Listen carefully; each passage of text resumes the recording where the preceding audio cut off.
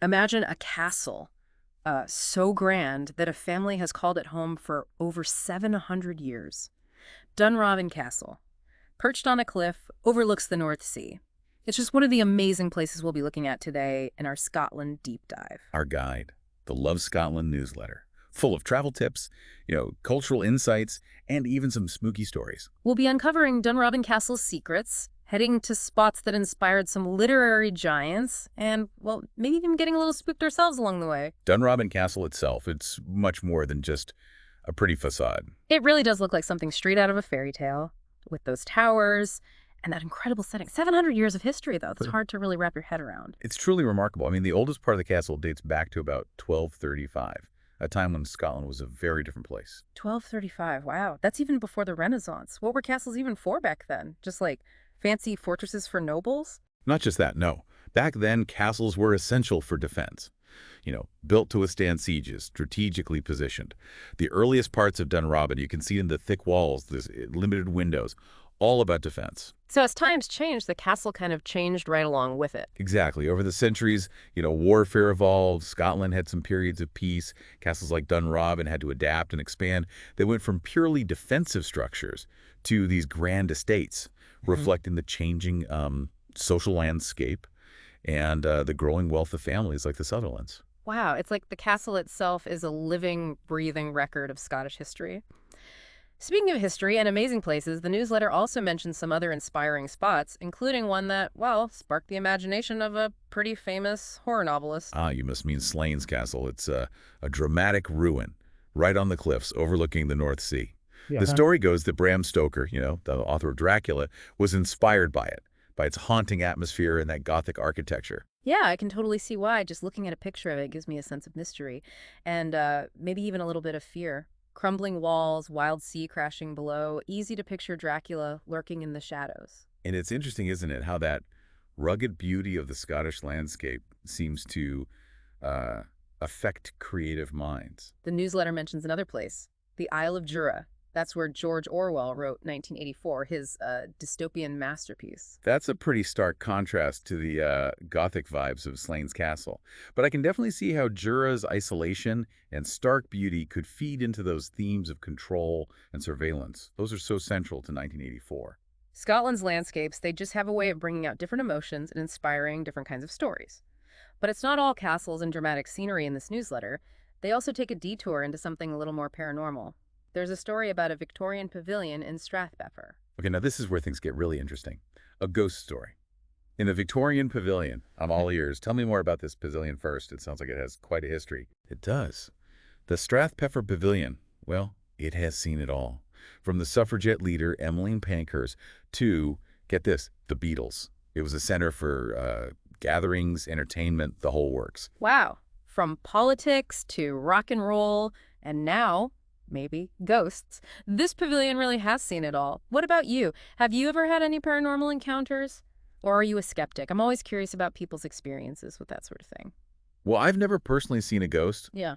but I do find those stories and the history behind them fascinating. It's like looking into another layer of a place's past, unearthing those hidden stories, and the emotions that might still be hanging around inside the walls. It does add another dimension to visiting those places, doesn't it? Makes you think about the people who are there, the stories that haven't been told. Exactly. It's like a reminder that history is more than just dates and names. It's Mhm. about the lives lived, the experiences that made those places what they are.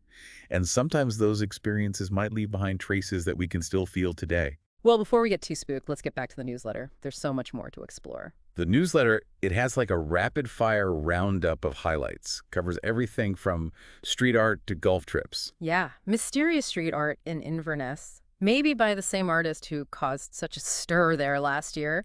And then there's the whole Edinburgh thing, Christmas markets, Hogmanay celebrations, and then, get this, a golf trip package. In the Highlands, they even ask, is it the best golf trip in the world? It sounds amazing. A golfer's dream, really. It's so. Oh, and they also talk about all the Christmas stuff happening in Glasgow. I was just getting to that. The way they describe Glasgow in the newsletter, it's so intriguing. That mix of Victorian and modern architecture, the cultural scene, it makes you want to skip the usual tourist traps and just go straight there. Absolutely. And speaking of Glasgow, no trip there would be complete without seeing Glasgow Cathedral, also called the High Kirk of Glasgow, St. Kentigern's, or St. Mungo's Cathedral. So much history there. It goes all the way back to the 6th century. Wow, so many names for one building.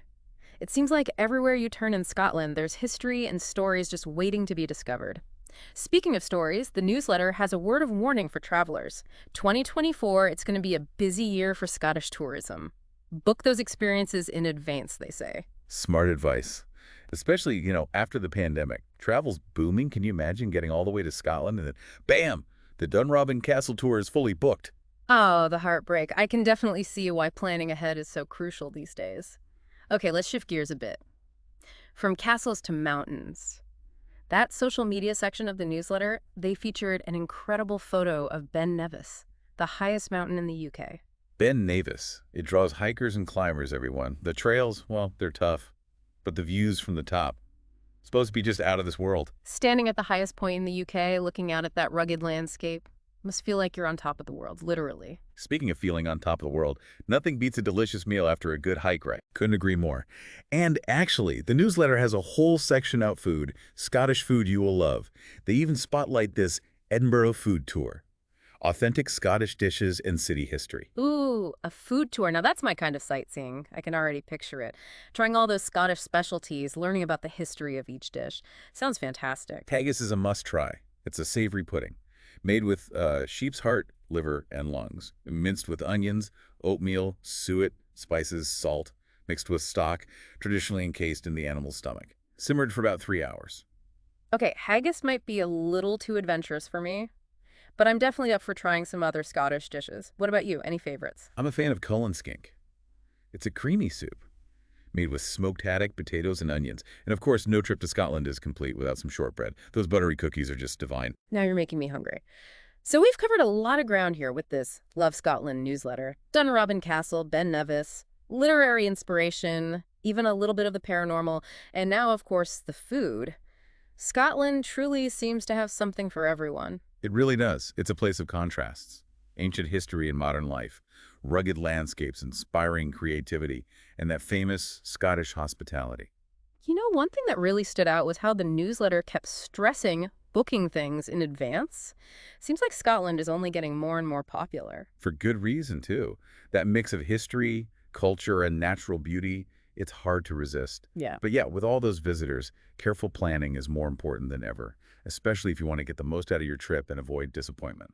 So, what advice would you give to someone planning a trip to Scotland in, let's say, 2024? Research. Yeah. Seriously, take the time to really dig into the places you want to see. Learn about the history, the culture, even the local customs. Don't just stick to the typical tour spots, right? Go off the beaten path a bit. That's usually where you find the real hidden gems. Exactly. And remember, it's not just about checking things off a list. It's about the experience. Connecting with the locals, savoring those unexpected moments that make a trip so special. It's about embracing the unknown, being open to surprises and all the amazing things Scotland has to offer. Speaking of surprises, remember that mysterious street art we talked about? The stuff popping up in Inverness? What if it's more than just, random art? What if it's like a trail of clues leading to some hidden story, a secret message just waiting to be deciphered? Ooh, that's a cool idea. A hidden story woven into the street art of Inverness. Imagine walking around, figuring out the clues, uncovering some mystery that only the locals know about. It'd be like a real-life treasure hunt. It reminds you, even in this world where everything seems to be mapped out, there are still secrets, adventures to be had, stories just waiting to be discovered. And that's what makes travel so great, right? That feeling of discovery, of finding something new and unexpected. It's about going beyond the usual tourist stuff and just letting yourself be surprised. Speaking of surprises, remember that Scottish food you will love section? We mentioned haggis, but there's so much more to discover beyond that. Oh, yeah. We got so caught up in the history and the scenery that we almost forgot about the food. And food is such a big part of any culture. What else should we add to our Scottish food bucket list? If you're into seafood, you have to try Scottish salmon. Often it's just grilled, simple with some lemon. And if you want something hearty, go for a traditional stew, like cock-a-leekie soup, chicken, leeks, prunes. Ooh, that sounds perfect after a day out in the Highlands.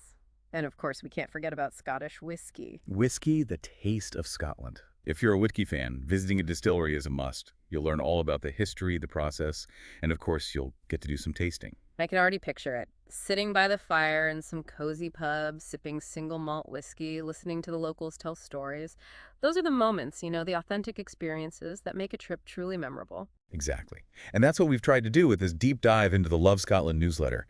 From Dunrobin Castle to Ben Nevis, from literary inspiration to ghosts, and now the food. Scotland has something for everyone. It's been quite the journey. And really, it's just the beginning, because the real adventure starts when you get there, when you start exploring for yourself. So to our listener, we ask, what drew you to Scotland in the first place? Hmm. What are you most excited to see and do? Is there a specific castle you're drawn to? A hiking trail? A dish you just have to try? Let those questions be your guide as you plan your own Scottish adventure. And remember, even the best laid plans can go astray. Embrace the unexpected. Get lost in the moment. And savor every experience. Because it's those unexpected moments, those little bits of serendipity that make a trip truly special. And who knows, maybe you'll even come back with a ghost story of your own. Until then, happy travels. Keep exploring, keep learning, and keep diving deep.